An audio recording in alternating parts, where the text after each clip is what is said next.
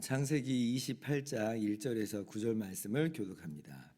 이삭이 야곱을 불러 그에게 축복하고 또 당부하여 이르되 너는 가나안 사람의 딸들 중에서 아내를 맞이하지 말고 일어나 밧단 아람으로 가서 내 외조부 부두엘의 집에 이르러 거기서 내 외삼촌 라반의 딸 중에서 아내를 맞이하라. 전능하신 하나님이 내게 복을 주시어 내가 생육하고 번성하게 하여 내가 여러 족속을 이루게 하시고 아브라함에게 허락하신 복을 내게 주시되 너와 함께 내 자손에게도 주사 하나님이 아브라함에게 주신 땅 곧 내가 거류하는 땅을 내가 차지하게 하시기를 원하노라. 이에 이삭이 야곱을 보내매 그가 밧단 아람으로 가서 라반에게 이르렀으니 라반은 아람 사람 부두엘의 아들이요 야곱과 에서의 어머니 리브가의 오라비더라.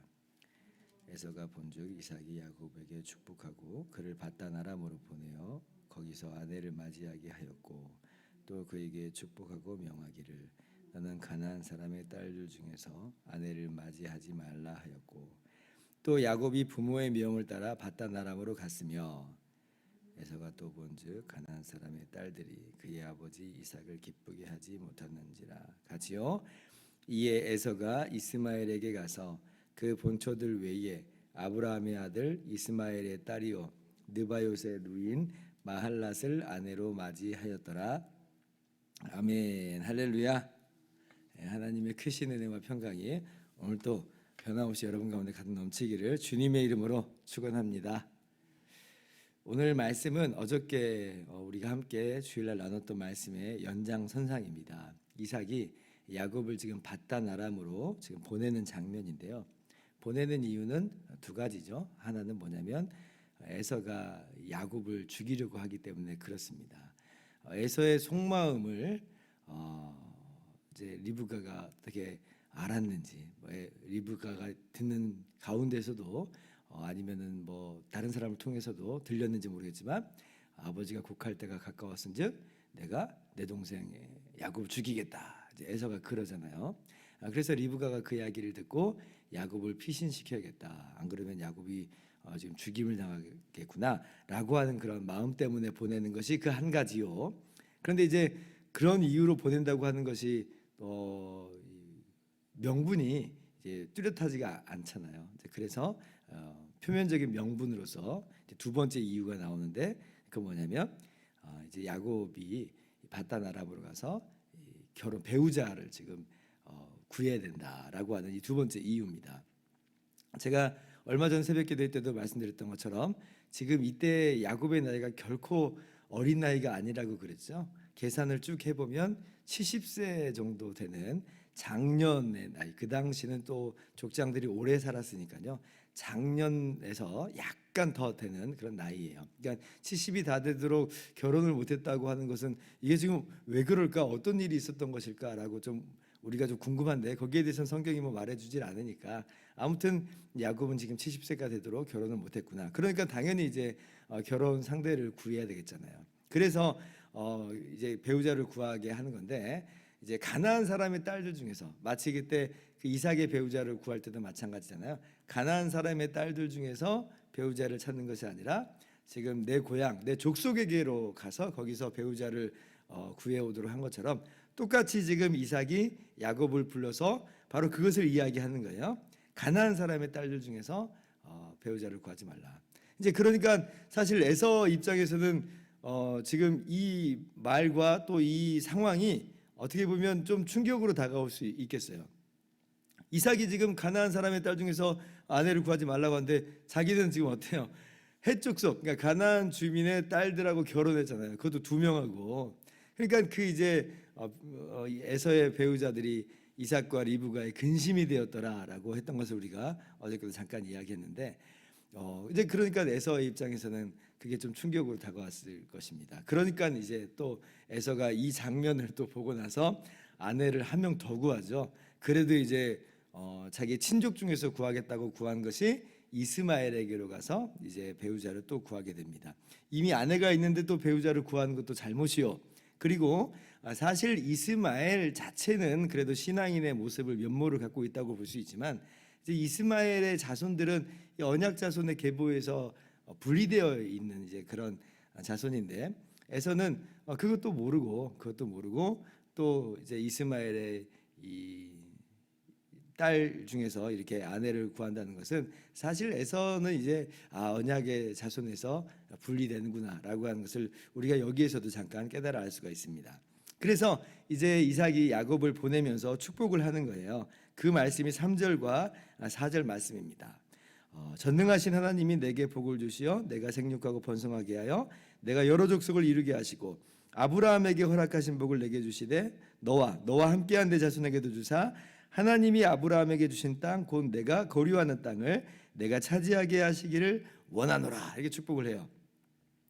근데 이제 이 장면을 보면 우리가 이제 마음을 좀 안도의 한숨을 좀 쓸어내리게 되죠. 왜 그러냐면 어저께 이제 이삭이 자녀에게 축복을 하려고 할 때 사실은 에서에게 축복을 하려고 했잖아요.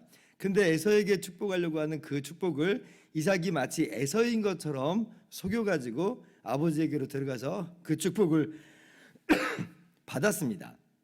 나중에서 이제 이삭이 깨달았잖아요. 내가 축복을 한 대상이 에서가 아니라 야곱이었구나 깨달았어요.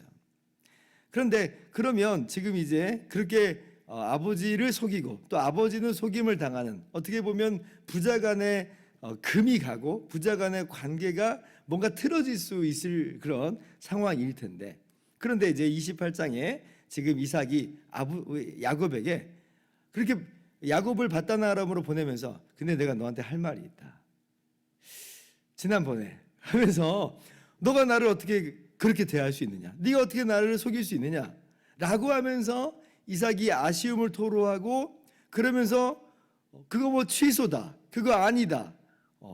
혹은 너는 뭐 저주를 받을 것이다. 이러지 않을까라고 하는 그런 두려움이 있잖아요. 왜냐하면 관계가 깨졌으니까 아버지하고 아들 가운데 그렇게 관계가 깨졌으니까 혹시나 이삭이 그렇게 나오면 어떨까 그런 두려움이 우리에게 좀 있는데 그런데 오늘 이삭은 전혀 그런 내용이 없어요. 전혀 취소한다고도 하지 않고 내가 나를 속인 아버지를 속인 너는 저주를 받을 것이다 이렇게 저주를 선포하지도 않아요. 오히려 지금 뭐를 말씀하냐면 축복을 합니다. 축복을 이 야곱을 축복하는 거예요. 그러니까 에서에게 하는 축복은 사실 야곱에게는 했지만 에서인 줄 알고 하는 축복이었다고 한다면 지금 28장 3절 4절 우리가 함께 읽은 오늘 말씀은 이제 야곱에게 축복을 하는 거예요. 그러니까 이것은 속임수도 아니고 이것은 정당하게 그리고 내가 의지를 가지고 내 마음을 다해서 축복을 하는 거예요. 그런 의미에서 오늘 이 이삭의 축복은 그런 중요한 의미가 있어요. 그리고 또 중요한 의미는 뭐냐면 지금 이 축복의 내용을 보면 오늘 이 축복이야말로 사실은 아브라함과 이삭을 이어 내려온 그러한 약속, 하나님의 복된 약속을 지금 우리가 이 말씀 속에서 제대로 찾아볼 수가 있습니다. 이게 무슨 말이냐면 하나님께서 아브라함에게도 축복하실 때 그리고 이삭에게도 축복하실 때 항상 두 가지를 이렇게 이야기하세요. 이게 뭐냐면 너로 큰 민족을 이루게 하겠다. 이게 그 하나의 약속이고 그리고 내가 이 땅을 너에게 주겠다라고 하는 이 약속이 있어요. 이 두 가지 약속을 아브라함에게도 하셨고 그리고 이삭에게도 하셨죠. 이삭에게 주신 축복을 다시 한번 제가 말씀을 드릴게요. 내 자손을 하늘의 별과 같이 번성하게 하며 이 모든 땅을 내 자손에게 주리니 내 자손으로 말미암아 천하 만민이 복을 받으리라. 그러니까 자손이 하늘의 별같이 되는 복, 이 땅을 내 자손에게 주리라 하는 복이에요. 이 복이 아브라함과 이삭으로 내려오는 중요한 복인데 사실 어저께 그 27장에서 주는 복에서는 이런 내용이 빠져 있어요. 이런 내용이 빠져 있어요. 그런데 오늘 28장에서 다시 한번 축복할 때는 이 내용까지도 함께 집어넣어 줍니다. 그래서 어저께 복과 오늘 이 복을 합쳐보면 이제 야곱도 아브라함이 받은 복, 이삭이 받은 복과 동일한 복으로서 축복을 받고 있구나라고 하는 것을 우리가 알 수가 있습니다. 어떻게 보면 이삭도 이제 바르게 어두워졌던 그 영적 분별력이 밝아진 거죠. 어저께도 말씀드렸던 것처럼 야곱이 계승자가 맞구나, 하나님께서 야곱을 택하신 건 내가 잊어버렸구나라고 한 걸 깨달은 거예요. 그러니까 오늘 말씀 속에서는 마음을 다하여서 야곱을 그렇게 축복하고 있는 겁니다. 게다가 3절 말씀 처음에 보면 하나님을 일컬어서 뭐라고 말하냐면 전능하신 하나님, 이렇게 얘기해요. 전능하신 하나님. 이렇게 복을 주시는 하나님이 바로 전능하신 하나님입니다. 이 전능하신 하나님이 언제 처음 쓰이고 이때 한번 또 쓰이냐면 창세기 17장 1절에 하나님께서 이 아브라함에게 나타나셔서 아브라함과 사라의 이름을 아브라함으로 또 사라로 이렇게 바꿔주시면서 언약을 재확인하실 때 그때 말씀이에요. 전능하신 하나님이 아브라함에게 나타나셔서 다시 한번 언약을 재확인하고, 그리고 99세가 된 아브라함에게 내년에 약속의 자녀인 이삭이 태어나리라, 그 불가능을 가능하게 하시는 하나님이심을 나타내시면서 전능하신 하나님, 그렇거든요.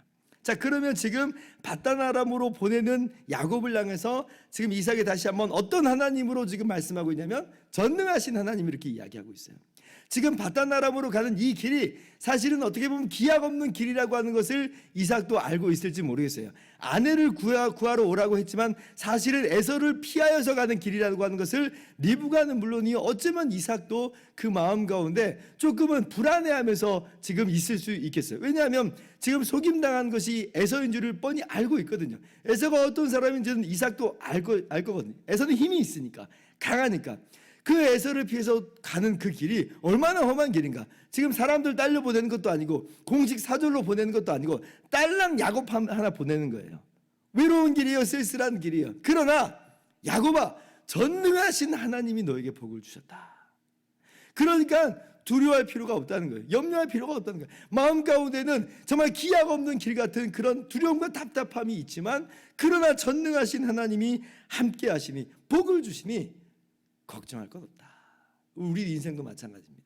전능하신 하나님이 우리의 인생길에 복 주시고 함께 하시니 무엇이 우리를 두렵게 할 수가 있겠습니까?